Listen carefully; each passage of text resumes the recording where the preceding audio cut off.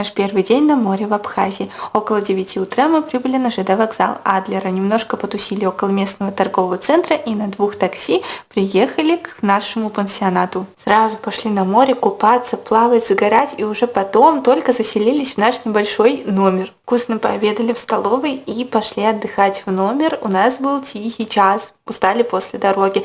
Дальше был ужин, купили экскурсии потом и пошли исследовать территорию отеля. А вечером провожали красивейший закат, и это очень круто.